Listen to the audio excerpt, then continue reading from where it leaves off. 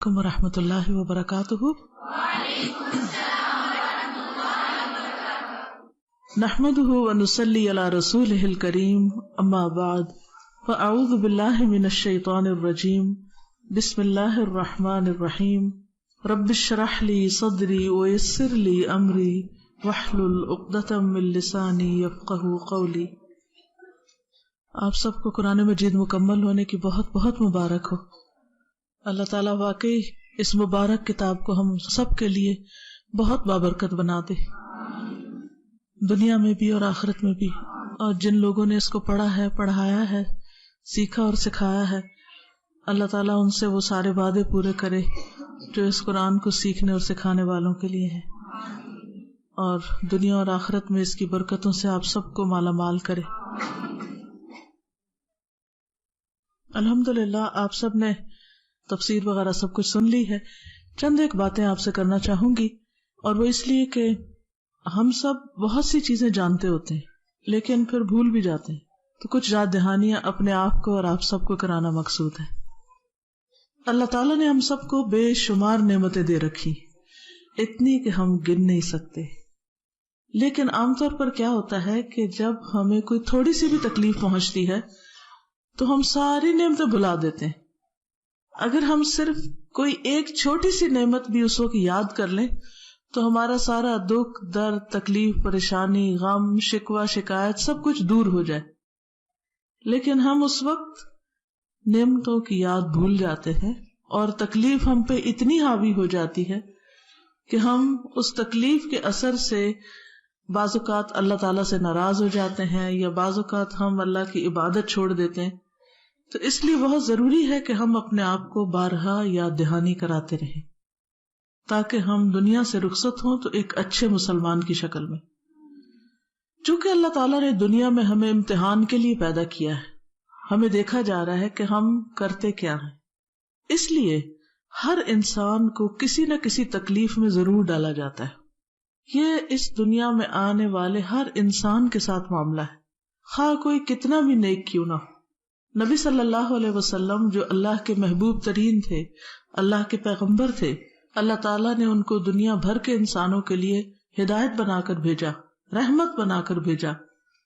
وہ اپنے بارے میں فرماتے ہیں کہ اگر کسی پر کوئی تکلیف ہو تو وہ میری تکلیف کو یاد کر لے تو اس کی تکلیف ہلکی ہو جائے گی، جس سے پتہ یہ چلتا ہے کہ اللہ کا پیارا ہونے کے باوجود سب سے زیادہ تکلیف ان پر آئی، اور ان کے مقابلے میں ہم سب کی تکلیفیں بہت تھوڑی، بہت چھوٹی ہیں، بہت کم ہیں۔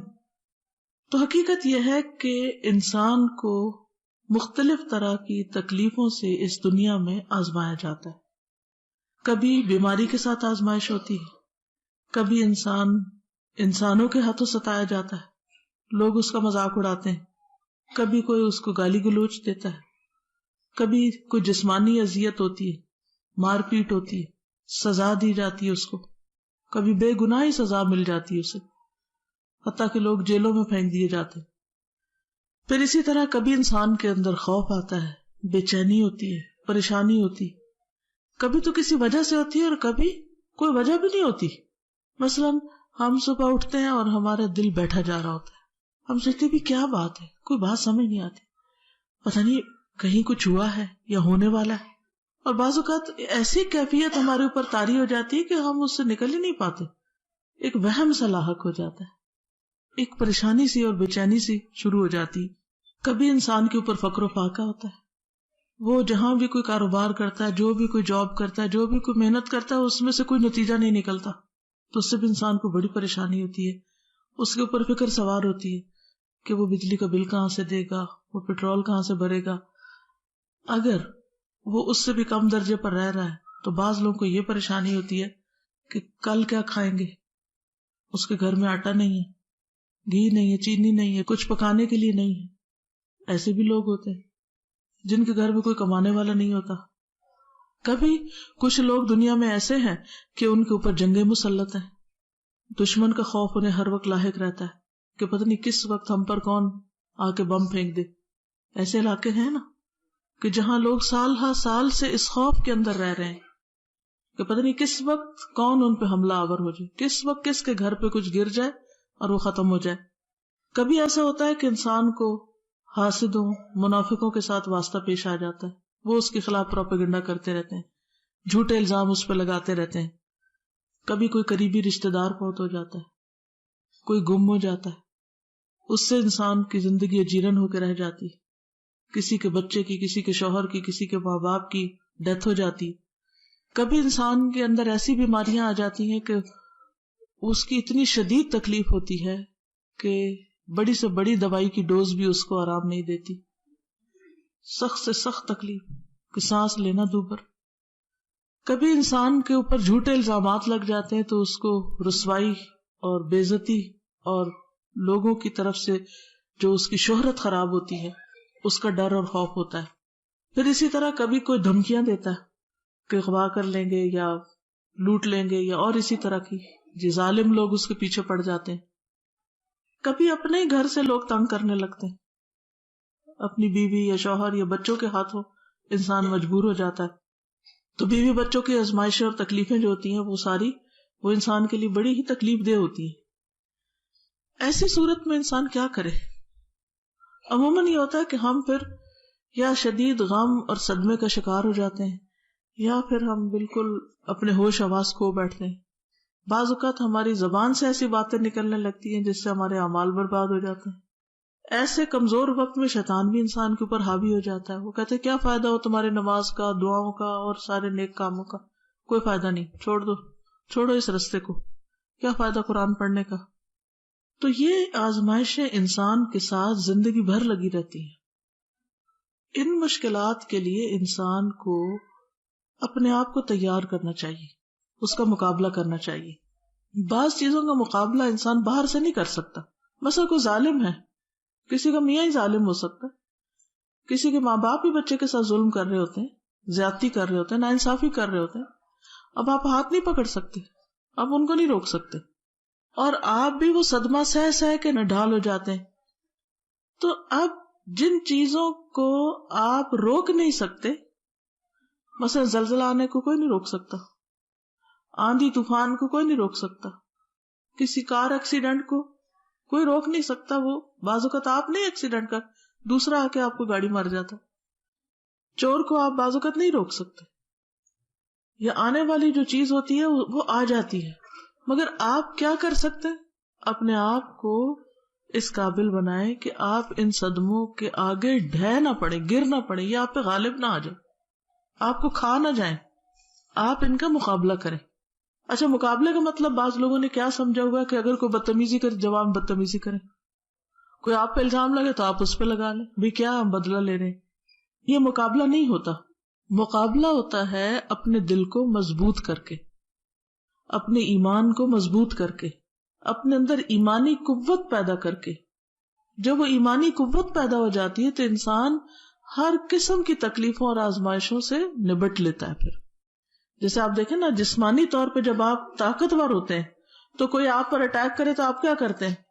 آپ پکڑ لیتے ہیں اس کو، آپ جواب میں اس کو گرا دیتے ہیں، جیسے پہلوان ہوتا ہے کشتی کر کے پچھاڑ دیتا ہے. اسی طرح جس بندے کا ایمان مضبوط ہوتا ہے تو وہ بھی اپنے دشمن شیطان کو پچھاڑ دیتا ہے، گرا دیتا ہے، اپنے نفس کو کنٹرول کر لیتا ہے.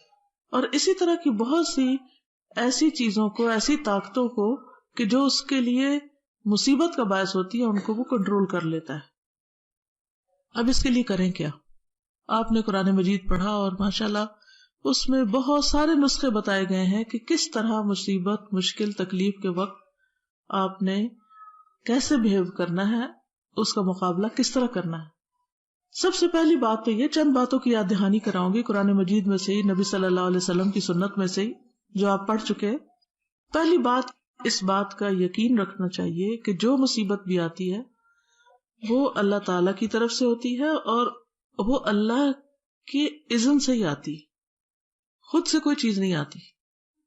قرآن مجید میں اللہ تعالیٰ سورۃ تغابن آیت نمبر 11 میں فرماتے ہیں، ما اصاب من مصیبت الا باذن اللہ ومن یؤمن باللہ یہد قلبہ واللہ بکل شیء علیم. کوئی مصیبت نہیں پہنچتی مگر اللہ کے اذن سے، اور جو اللہ پر ایمان لے آئے وہ اس کے دل کو ہدایت دے دیتا ہے.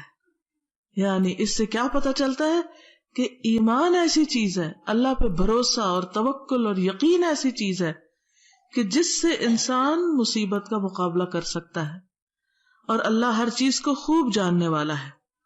اب ہوتا کیا ہے کہ جب انسان کو مثلا چوٹ ہی لگ گئی، کچھ بھی ہو گیا، اور انسان یہ سوچتا ہے کہ یہ اللہ کے اذن سے ہوئی ہے اور اس کا کوئی مقصد ہے، کوئی وجہ ہے کہ یہ تکلیف آئی ہے، وہ کیا وجہ ہے، مجھے وہ وجہ جاننی ہے، اور اگر اللہ تعالیٰ مجھے کچھ سکھانا چاہتا ہے تو مجھے اس سے کوئی سبق سیکھنا ہے، اگر اللہ تعالیٰ مجھے مضبوط کرنا چاہتا ہے تو مجھے مضبوط بننا ہے۔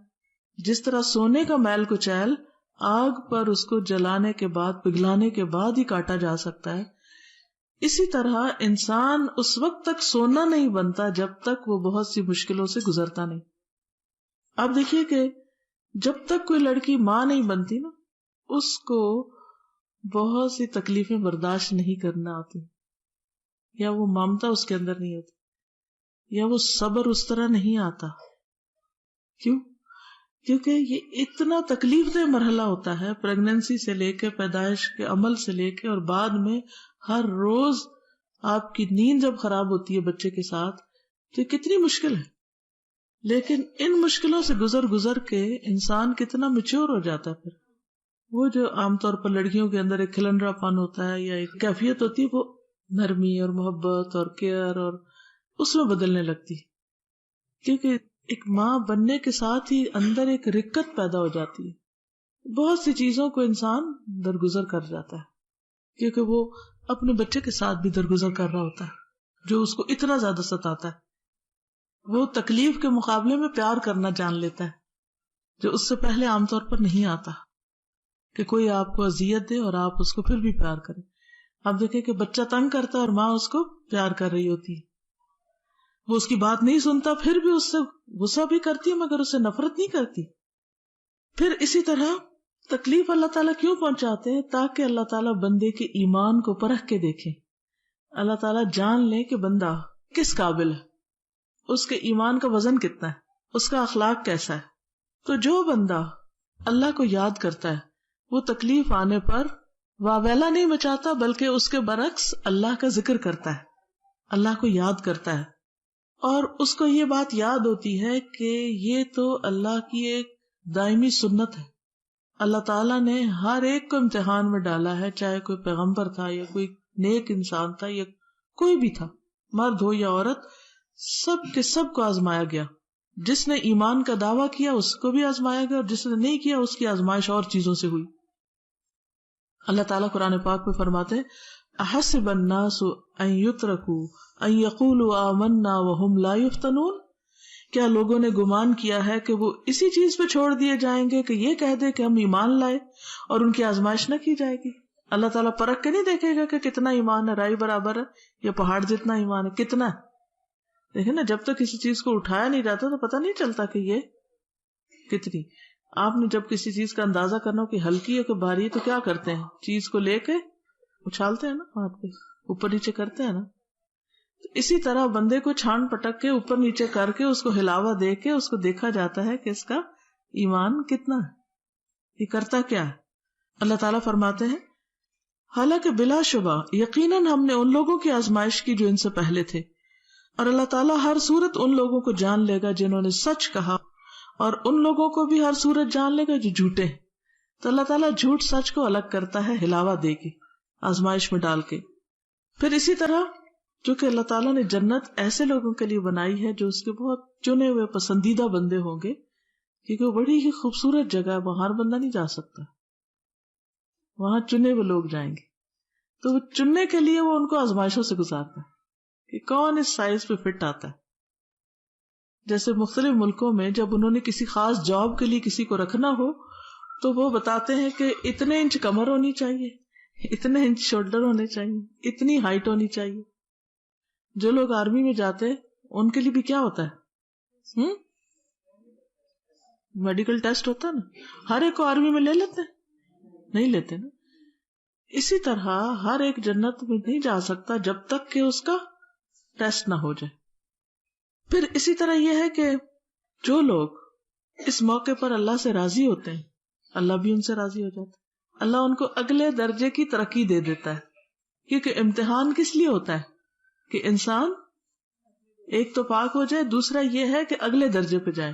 مثلاً آپ اپنے بچے کو اسکول میں داخل کرتے ہیں، گریڈ 1 2 3 4 5 کتنی دفعہ امتحان ہوتا ہے؟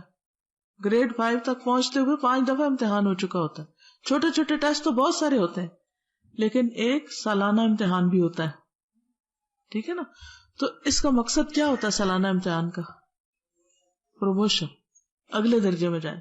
اسی طرح انسان کو کچھ تو چھوٹے چھوٹے امتحان روز آتے ہیں اور کچھ بڑے بڑے بھی آتے ہیں. جو ان میں پاس ہوتا جاتا ہے وہ اگلے درجے پہ جنت کی منزلیں طے کرتا جاتا ہے، حتیٰ کہ وہ وہاں تک جا پہنچتا ہے. اور جو اللہ سے ناراض ہو جاتا ہے اور جو اس ٹیسٹ کو فیل کر دیتا ہے وہ اوپر جانے کے بجائے نیچے آ جاتا ہے. کبھی آپ نے وہ لوڈو کا کھیل کھیلا ہوگا جس میں کیا ہوتا ہے، ایک سانپ ہوتا ہے اور دوسرے سیڑھی ہوتی. اگر آپ مطلوبہ نمبر حاصل کر لیں تو آپ اوپر چڑھ جاتے ہیں، اگر غلط ہو تو نیچے آ جاتے ہیں. تو یہی ہماری زندگی ہے.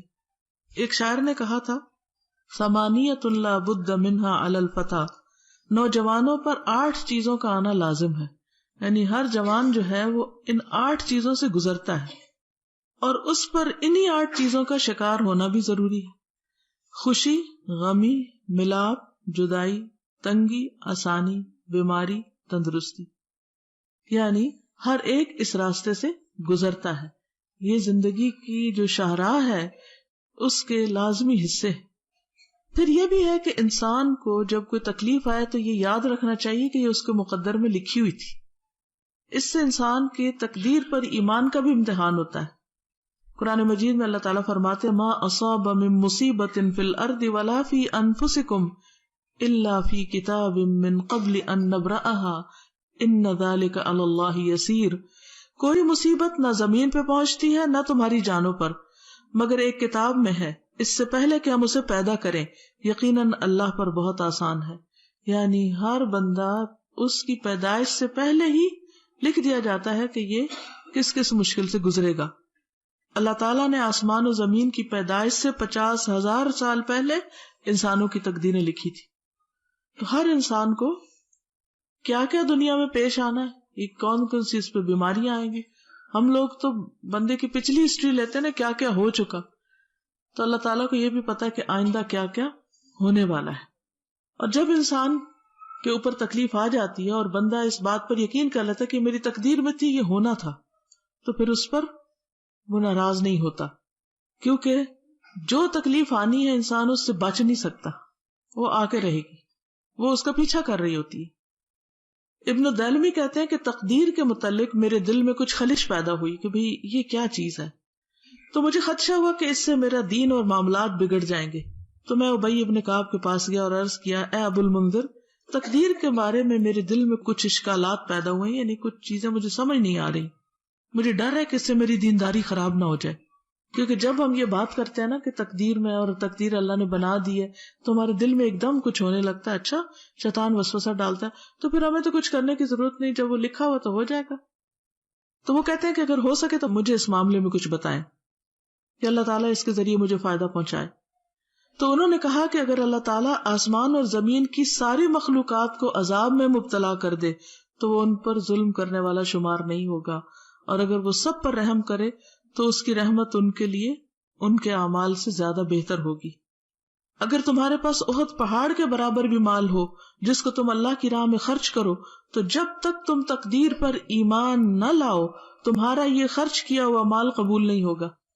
تو ہم میں سے ہر ایک کو کیا یقین رکھنا چاہیے، کیا ایمان رکھنا چاہیے؟ والقدر خیرہ وشرہ من اللہ تعالی والبعث بعد الموت، کہ اچھی اور بری تقدیر اللہ کی طرف سے ہے.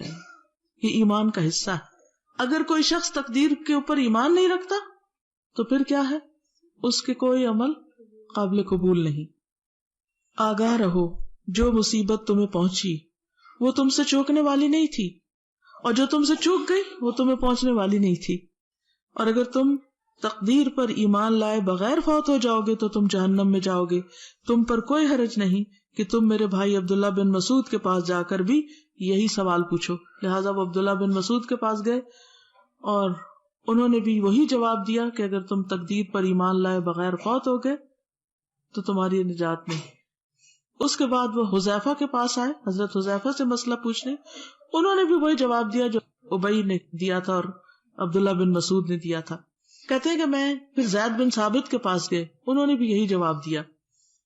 تو بات یہ ہے کہ ہم میں سے ہر مسلمان کا ایمان ہونا چاہیے کہ ہمیں جو بھی چیز پہنچتی ہے اچھی یا بری, وہ اللہ کی طرف سے لکھی ہوئی ہے. اور پھر ہمیں کیا کرنا چاہیے اس موقع پر؟ صبر کرنا چاہیے کہ یہ اگر بیماری آئی ہے تو اس نے آنا ہی تھا اور وہ آ گئی. تو پھر انسان شیطان کے وسوسوں کا اور شیطان کے شک کا شکار نہیں ہوتا. اور آپ دیکھیے کہ جب انسان تقدیر پر ایمان لے آتا ہے نا, تو پھر اس کو اللہ تعالی کے اوپر بھی مزید ایمان نصیب ہوتا ہے کہ اللہ تعالیٰ انصاف کرنے والا ہے, وہ کسی کے حق میں ظالم نہیں ہے. بعض لوگ کہتے ہیں کہ اچھا اللہ نے ہمارے لیے تکلیف لکھی کیوں؟ اگر وہ آئی اور اللہ نے لکھی ہوئی تھی اور وہ آ گئی تو کیوں لکھی؟ بات یہ ہے کہ اللہ اپنے مخلوق کو پیدا کرنے والا ہے, اس کو پتا ہے کہ کون سی چیز اس کو چاہیے. مثلا ہمارے سر میں درد ہوتا ہے تو ہم کہتے ہیں یہ کیوں ہو رہا ہے درد, اللہ تعالیٰ نہ دیتا ہمیں درد یہ. لیکن آپ کو معلوم ہے کہ بعض لوگوں کے سر میں درد ہوتا ہے اور وہ ٹیسٹ کراتے ہیں, انویسٹیگیشن شروع ہوتی ہے, تو وہ سر کا درد کسی اور بڑے مرض کی طرف جا نشاندہی کرتا ہے, اور اس سے کیا فائدہ ہوتا ہے کہ انسان اس بیماری کا علاج شروع کر دیتا ہے اور وہ بڑی مصیبت سے بچ جاتا ہے. اب وہ کوس رہا تھا سر کے درد کو, لیکن اس کے بعد اس کو کیا ہوا, فائدہ ہو گیا اور وہ ایک مصیبت سے بچ گیا.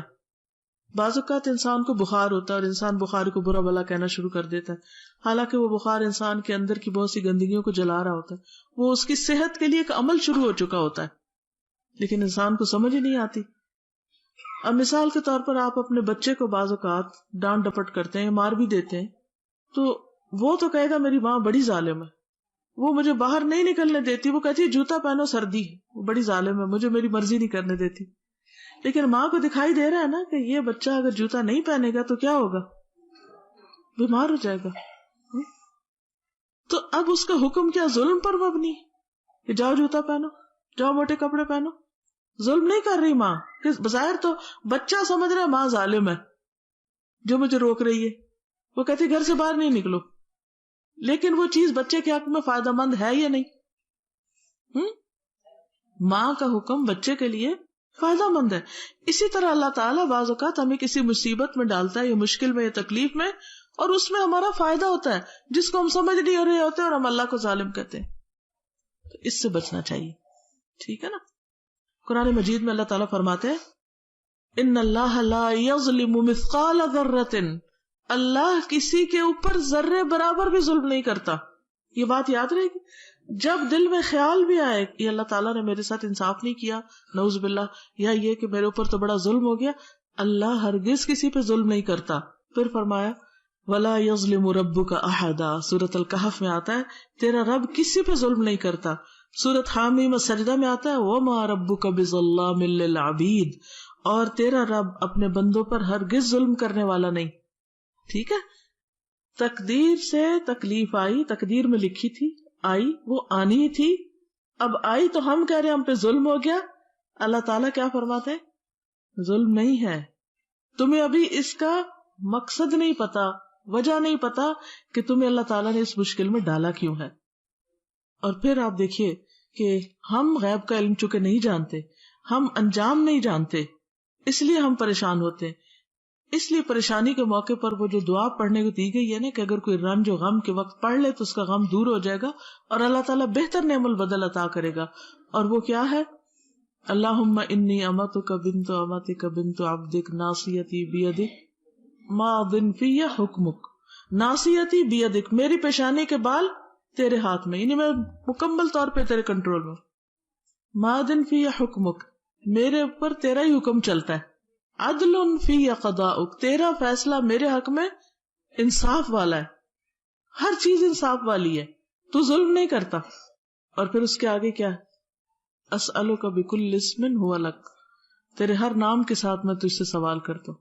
سمیت بہ نفسک, وہ سارے نام جو تو نے اپنے ذات کے لیے رکھے, وعلمتہ احدا من خلقک, یا مخلوق میں سے کسی کو سکھایا, انزلتہ فی کتابک, یا جو تو نے اپنی کتاب میں نازل کیا. اب استأثرت به فی علم الغیب عندک، یا علم غیب میں اپنے پاس رکھنے کو ترجیح دی، ان تجعل القرآن ربیع قلبی، کہ تو قرآن عظیم کو میرے دل کی بہار بنا دے، ونور صدری وجلاء حزنی وذہاب ہمی، میرے سینے کا نور اور میرے غموں اور فکروں کو دور کرنے کا ذریعہ بنا دے۔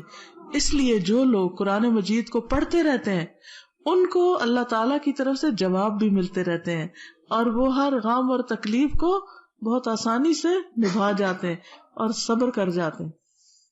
اب دیکھیے کہ جب تکلیف آتی تو کچھ لوگ واویلا مچانا شروع، لیکن کچھ لوگ بڑی اچھی طرح اس کو نبھا جاتے ہیں۔ فرق کس چیز کا ہے؟ فرق ایمان کا ہے، فرق اللہ کے بارے میں حسن ظن کا ہے، اور اس بات کا یقین کہ ہر تکلیف انسان کے لیے گناہوں کا کفارہ ہے۔ قرآن مجید میں آتا ہے نا کہ اللہ تعالیٰ تکلیف کیوں بھیجتا ہے، وَلِيُمَحِّصَ اللَّهُ الَّذِينَ آمَنُوا، کہ اللہ ایمان والوں کو خالص کر دے اور جو کافر ہیں ان کو مٹا دے۔ پھر اسی طرح نبی صلی اللہ علیہ وسلم کو ہم دیکھتے ہیں کہ آپ نے فرمایا جس مسلمان کو بیماری یا اس کے علاوہ کسی اور چیز کی وجہ سے کوئی تکلیف پہنچتی ہے تو اللہ تعالیٰ اس کے گناہ ایسے گراتا ہے جیسے درخت اپنے پتے گرا دیتا ہے۔ آج کل خزاں ہے نا تو مختلف درخت ٹنڈ منڈ ہو گئے، ٹھیک ہے۔ تو جب انسان کو کوئی بھی تکلیف آتی ہے، حدیث میں آتا ہے مومن مرد اور عورت اپنے نفس، اولاد اور مال کی آزمائش میں مبتلا رہتا ہے، یہاں تک کہ وہ اللہ کو اس حال میں ملے گا کہ اس پر کوئی گناہ نہیں ہوگا۔ یعنی تکلیفیں، آزمائشیں، پریشانیاں انسان کے گناہوں کو دور کرتی رہتی ہیں، انسان کو صاف کرتی رہتی ہے، انسان کو خالص بناتی رہتی ہے، حتیٰ کہ اللہ سے ملاقات کرتا ہے تو بالکل صاف ستھرا ہوتا ہے، اور پھر اس حال میں اللہ تعالیٰ اس کو جنت میں داخل کرتا ہے۔ مومن کی مثال حدیث میں آتی ہے کہ اس کھیت کی طرح جس کو ہوا جھکاتی رہتی ہے، اٹھاتی رہتی ہے، جھکاتی رہتی ہے، تو جب مومن کے اوپر تکلیف آتی ہے تو وہ جھک جاتا ہے، اور زیادہ اس میں عاجزی پیدا ہو جاتی ہے، اس کا تکبر ختم ہوتا ہے۔ اور منافق کی مثال کیا ہے؟ فرمایا صنوبر کی درخت کی طرح، جو اس وقت تک نہیں ہلتا اور نہ جھکتا جب تک اس کے کٹنے کا وقت نہ آ جائے، یعنی وہ موت تک اللہ کے آگے نہیں جھکتا۔ پھر یہ ہے کہ اللہ تعالیٰ جس سے محبت کرتا ہے اس کو امتحان میں ڈالتا ہے۔ ہم سمجھتے ہیں کہ تکلیف اللہ تعالیٰ کا نعوذ باللہ ظلم یا اس کی ناراضگی ہے، حالانکہ آزمائش اللہ کی محبت کی دلیل ہے۔ دیکھیں جس سے محبت نہ ہو، جس کے ساتھ کوئی تعلق نہ ہو، تو اس کو تو انسان ویسے اگنور کر دیتا ہے، تو جس سے محبت ہوتی ہے اس کے ساتھ شکوہ بھی ہوتا ہے، اس کے ساتھ اچھا برتاؤ بھی ہوتا ہے، اور اس کی خیر خوبی بھلائی کے لیے انسان اس کو مشقت میں بھی ڈالتا ہے۔ جیسے ماں اپنے بچے کو پڑھنے کی مشقت میں کیوں ڈالتی، کام کیوں سکھاتی، کیوں اس کو دھکا لگاتی، تاکہ وہ کچھ بن جائے، وہ بدھو نہ رہ جائے، وہ ان پڑھ ہو کے دنیا میں تکلیفیں اٹھائے گا۔ حدیث میں آتا ہے بلا شبہ بڑی جزا بڑی آزمائش کے ساتھ ہے۔ یقیناً جب اللہ تعالیٰ کسی قوم سے محبت کرتے ہیں تو اس کو آزمائش میں مبتلا کر دیتے ہیں۔ جو شخص آزمائش پہ راضی رہا تو اللہ تعالیٰ کی اس کے لیے رضا اور خوشنودی ہے، اور جو آزمائش پہ ناراض ہوا تو اس کے لیے اللہ تعالیٰ کی ناراضگی اور غصہ ہے، ٹھیک ہے نا۔ یعنی اللہ کی طرف سے آئے ہوئے امتحان پر انسان کو ناراض بالکل نہیں ہونا چاہیے۔ اور پھر یہ کہ غم بھی ایک حد کے اندر ہونا چاہیے۔ غم کا ہونا بہت نارمل سی بات ہے، لیکن ایک لمٹ کے اندر۔ کیوں؟ اس لیے کہ اگر انسان بہت زیادہ غم کرے گا تو کیا ہوگا؟ تکلیف تو نہیں جائے گی، تکلیف نہیں جائے گی، جو آنی تھی وہ آ گئی، جو نقصان ہونا تھا ہو گیا، جس نے فوت ہونا تھا ہو گیا، جو چوری ہونا تھا ہو گیا، جو ہاتھ سے جانا تھا چلا گیا۔ اب آپ کتنا بھی روئیں تو وہ واپس تو نہیں لوٹے گا۔ اس لیے انسان کو صبر سے کام لینا چاہیے، اللہ تعالیٰ پر توکل رکھنی چاہیے کہ دن بدلتے رہتے ہیں، رات کے بعد صبح ہو جاتی ہے، اللہ تعالیٰ اچھے دن دکھائے گا اور اجر و ثواب سے نوازے گا۔ اس لیے انسان اللہ پر بھروسہ کرتے ہوئے صبر و تحمل سے کام لے، اللہ کو یاد کرتا رہے اور اپنے ایمان کو بڑھانے کی فکر کرے، تاکہ اندر اگر اس کے ریزسٹنس پار ہوگی تو انشاءاللہ مقابلہ آسانی سے ہو جائے گا۔ دوسری بات یہ کہ سفر کا مہینہ چل رہا ہے اور ہمارے ہاں بہت ساری توہمات ہوتی ہیں سفر میں۔ توہمات جو ہیں یہ انسان کو شرک میں مبتلا کر دیتی ہیں بعض اوقات، تو اس کے علاج کے لیے یہ ایک لیکچر ہے، اسی طرح جیسے آج میں لیکچر دے رہی ہوں تو لیکچر دیا تھا ماہ سفر اور توہمات کہ کون کون سی ہیں اور ان کے اوپر یقین نہیں کرنا چاہیے، لوگوں کو بتانا چاہیے۔ پھر اسی طرح ایک اور ہے سفر کا مہینہ اور بدشگونی، تو بدشگونی جو ہے اس کو شرک کہا گیا. یہ CD بھی ہے، اوروں کو بھی تحفے میں آپ دے سکتے ہیں سننے کے لیے. پھر جب انسان کے اوپر تکلیف آ جاتی ہے، انسان کے گناہوں کی وجہ سے بعض اوقات اس پہ امتحان آتے ہیں، تو ان سے نجات کا کیا طریقہ ہے؟ توبہ استغفار. تو کیسے کریں توبہ استغفار؟ ایک CD اس پر ہے، گناہوں سے نجات توبہ اور استغفار سے. پھر ایاک نستعین کا یہ چھوٹا ورژن آ گیا ہے جو پاکٹ سائز ہے، اس میں ساری دعائیں اور کچھ نئی بھی ڈالی ہوئی ہیں، تو یہ تحفہ دینے کے لیے بہت اچھی ہے کتاب. پھر انگلش میں بھی رنج و غم کے علاج کی دعائیں موجود ہیں. کوئی فوت ہو جائے تو اس کے لیے دعا انگلش میں بھی ہے. پھر قرآن مجید کی تکمیل کی دعائیں ہیں. نبی صلی اللہ علیہ وسلم کے جو دن بھر کے معمولات ہوتے تھے اس پر انگلش اور اردو میں دونوں میں ہے. آج کل ربیع الاول قریب ہے پھر شروع ہونے کے، تو اسکولوں میں کالجز میں ادھر ادھر لوگ ربیع الاول کے اندر بہت سی خرافات کر رہے ہوتے. تو آپ کیا کر سکتے کہ یہ کتابیں ہر اسکول میں پہنچا دیں. دیکھیں کہ آپ جب صدقہ کرتے ہیں نا، تو ایک ہوتا ہے کھانے پینے کا صدقہ اور ایک ہوتا ہے روحانی صدقہ.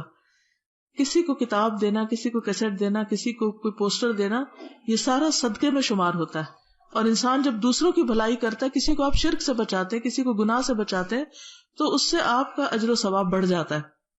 یعنی اللہ تعالیٰ آپ کو محفوظ رکھتا ہے. پھر حسن اخلاق کا بھی نیا ورژن آ گیا ہے، اور سفر کا مہینہ اور بدشگونی ایک کتابچہ بھی ہے اگر کوئی پڑھنا چاہے. درود شریف کے اوپر بھی ایک ہے. پھر یہ کہ اس دفعہ ہم نے لوگوں کو ایجوکیٹ کرنے کے لیے سفر کے مہینے کے بارے میں یہ پوسٹر بنائے، اور یہ آپ مختلف جگہوں پر لگا سکتے ہیں، یعنی اسکولوں میں، کالجوں میں، ہاسپٹلز میں، کلینکس میں، جہاں جہاں آپ لگانا چاہیں جا کے لگا سکتے، تاکہ لوگ اس کو پڑھتے رہیں اور ان کو پتہ چلتا رہے. یہ چھوٹے ہیں اور یہ بڑے بھی لگائے ہیں کہ وہ بھی فائدہ اٹھا سکے. تو یہ چند چیزیں تھی. آپ سب کے لیے بہت ساری دعائیں، زندگی کی ہر مشکل میں صبر کے لیے، استقامت کے لیے دعائیں، آپ لوگوں کی صحت کے لیے دعائیں. اور مجھے بہت سے ایسے چہرے نظر آ رہے ہیں جنہوں نے یہ کام شروع کیا تھا، اللہ تعالیٰ ان کے لیے اس کو صدقہ جاریہ بنائے، اور اللہ تعالیٰ ہمیں آئندہ بھی اپنے دین کی بہترین خدمت کی توفیق عطا فرمائے. آپ سب کا آنا، بیٹھنا، سننا، عمل کرنا قبول فرمائے. جزاک اللہ خیر. السلام علیکم ورحمۃ اللہ وبرکاتہ.